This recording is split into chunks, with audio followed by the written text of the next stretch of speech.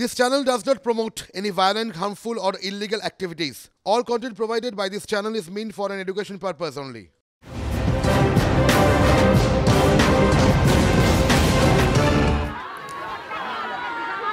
দীপঙ্কর দা চলে এসো। এই মুহূর্তে সন্দেশখালী ছবি দেখছেন আপনারা। দিনভর খবরের ফোকাসে আজ সন্দেশখালী, সেখানে ক্ষোভের বিস্ফোরণ, ক্ষোভের আগুনে ফুঁসছে সন্দেশখালী। গ্রামবাসীদের চাপের মুখে দুজনকে গ্রেফতার করা হয়েছে। গ্রামে সকাল থেকেই দফায় দফায় বিক্ষোভ, লাঠি ঝাঁটা নিয়ে মিছিল করেছেন গ্রামবাসীরা এবং এই মুহূর্তে ছবি আপনাদের দেখাচ্ছি।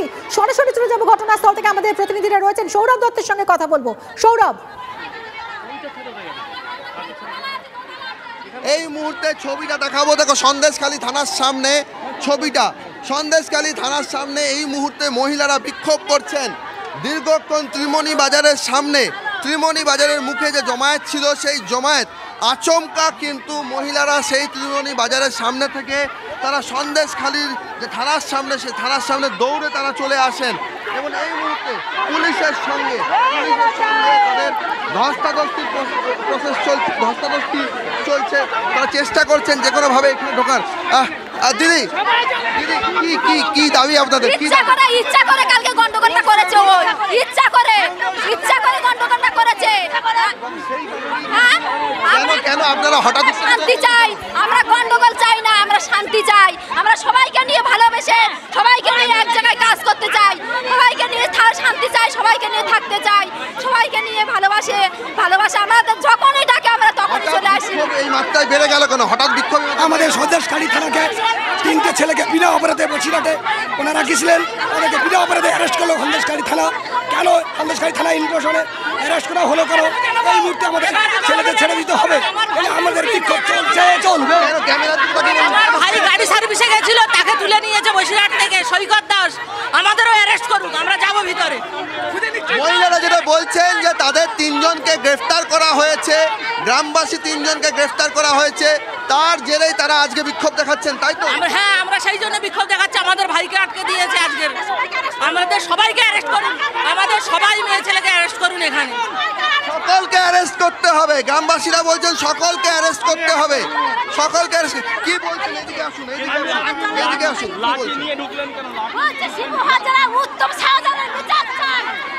কি বলছেন? শিবু হাজারা উত্তম আমরা বিচার চাই। আমরা চাই না লক্ষ্মীর ভান্ডার দিয়ে ওদের কিনতে চাই, আমরা কিনতে চাই না। আমরা চাই শান্তি, আমরা সন্দেশখালী শান্তি চাই, তিনজনের বিচার চাই। এই মুহূর্তে যারা মহিলারা রয়েছেন তাদেরকে কি চান? কেন আপনারা এখানে এলেন? ওইদিকে আপনি বলুন একটু।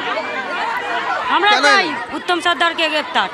এই মুহূর্তে আপনাদের এখানে বিক্ষোভ দেখানোর কি কারণ? উত্তম অ্যারেস্ট চাই,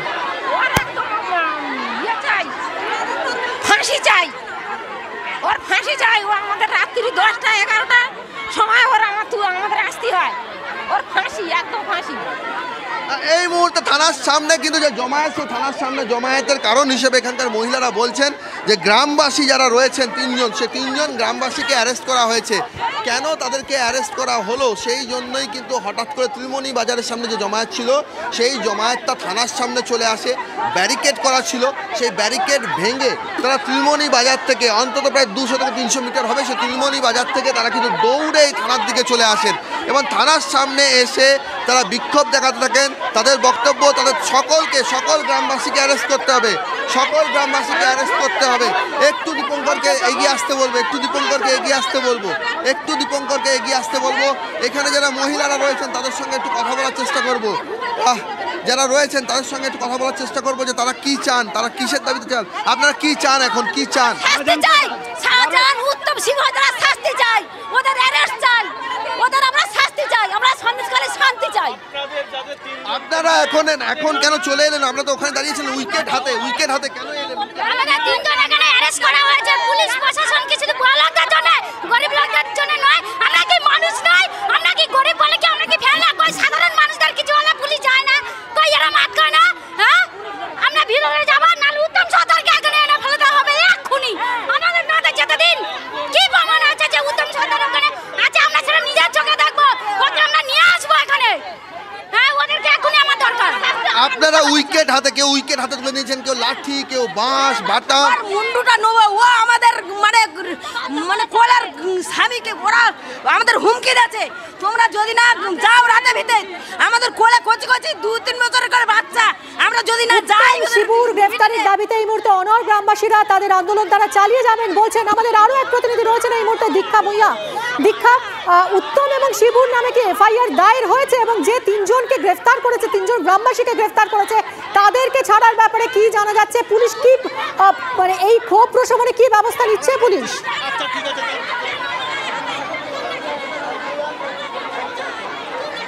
দেখো, আমরা যেখানে দাঁড়িয়ে রয়েছে একদম সন্দেশখালী থানার সামনে দাঁড়িয়ে রয়েছে। আমি সহকর্মীকে বলবো থানার সামনের পরিস্থিতি দেখাতে। থানার ভেতরে রয়েছেন এসপি বসিরহাট এবং ডিআইজি বারাসাত রেঞ্জের আধিকারিক এবং বিশাল ফোর্স, এবং থানার সামনে মহিলা যারা সকাল থেকে অর্থাৎ 11:30 থেকে আমরা দেখেছিলাম থানা থেকে ঢিল ছোটা দূরত্বে হাতে লাঠি সোটা বাঁশ নিয়ে দাঁড়িয়েছিলেন। তাদের দুটো দাবি ছিল। তাদের একটা দাবি হচ্ছে শিবু হাজরাকে গ্রেপ্তার করতে হবে, দ্বিতীয় হচ্ছিল উত্তম সর্দারকে গ্রেপ্তার করতে হবে। সেই গ্রেপ্তারের দাবি নিয়ে তারা যখন অনড়, তাদেরকে বলা হয় যে তারা কালকে অভিযোগ দায়ের করেছিলেন, তাতে এদের দুজনকার নাম নেই। তো এরা পাল্টা সেই দুজনকার নাম, আরও কয়েকজনকার নাম দিয়ে যখন অভিযোগ দায়ের করবেন ঠিক করছেন, সেই সময় তাদের কাছে খবর আসে এই আন্দোলনের 3 মুখ তাদেরকে বসিরহাট থানা এলাকায় গ্রেপ্তার করা হয়েছে এবং বসিরহাট আদালতে তোলা হয়েছে, এমনটাই তারা অভিযোগ করছেন আন্দোলনকারীরা। এবং তাদের কাছে এই খবর আসা মাত্র তারা যে জায়গায় ছিলেন সেখানে থানা থেকে ঢিলছোড়া দূরত্ব কয়েকশো মিটার দূরে, তারা সোজা থানায় চলে আসেন। থানার পুরো ঢাল তরল যারা নিয়ে দাঁড়িয়েছিলেন তাদেরকে সরিয়ে তারা থানার সামনে এই মুহূর্তে রয়েছেন। তাদের একটাই দাবি, এখন এবার 3 জনকে বিনা দোষে গ্রেপ্তার করা হয়েছে। আন্দোলনের মুখ ছিল বলে তাদেরকে বিনা দোষে গ্রেপ্তার করা হয়েছে এবং বাকি যে দাবি তাদের ছিল যে 2 জনকে গ্রেপ্তার করতে হবে সেটাই আছে, কিন্তু এখনো পর্যন্ত পুলিশ তাদেরকে ঠেকিয়ে রেখেছে। কতক্ষণ পর্যন্ত পুলিশ তাদের ঠেকিয়ে রাখতে পারে সেটাই দেখার। তার কারণ আজকে যারা সামনের সারিতে রয়েছেন তারা কিন্তু প্রত্যেকেই মহিলা এবং মহিলার সংখ্যাই বেশি। অর্থাৎ আমরা সকাল থেকে যেটা বলে আসছি যে পিঠ দেওয়ালে ঠেকে গিয়েছে, তাই বাড়ির মহিলারা বেরিয়ে এসছেন। এবং আমরা কিছুক্ষণ আগে একজনকার বক্তব্য শুনেছিলাম, সাবিত্রী নস্কর, তিনি বলেছেন শেখ শাহজাহান এক সময়তে বলেছিলেন যে এই এলাকার মহিলাদেরকে সাদা থান পরাবেন। তার দাবি, তার বক্তব্য যে শেখ শাহজাহানের এই বক্তব্যের জন্যই তারা তাদের স্বামীদের বাঁচানোর জন্য আজকে রাস্তায় নেমেছেন। অর্থাৎ কোথাও পিঠ থেকে গিয়েছে, তাই আজকে মহিলা একদমই দীক্ষা। আমরা সকাল থেকে দেখছি এই আন্দোলন সংগঠিত হয়েছে, কিন্তু পুলিশ প্রশাসন কি ভাবছে, কিভাবে পরিস্থিতি সামাল দেবে? সৌরভ, দেখো এই মুহূর্তে পরিস্থিতি উত্তাল হয়ে গেছে, কারণ তার কারণ হচ্ছে যে 3 জন গ্রেফতার হয়েছে তার মধ্যে সুজয় মণ্ডল মাস্টারদা, এখানকার মাস্টারদা হিসেবে পরিচিত, তিনি আন্দোলনের অন্যতম মুখপাত্র মুখ ছিলেন সুজয় মণ্ডলকে অ্যারেস্ট করা হয়েছে।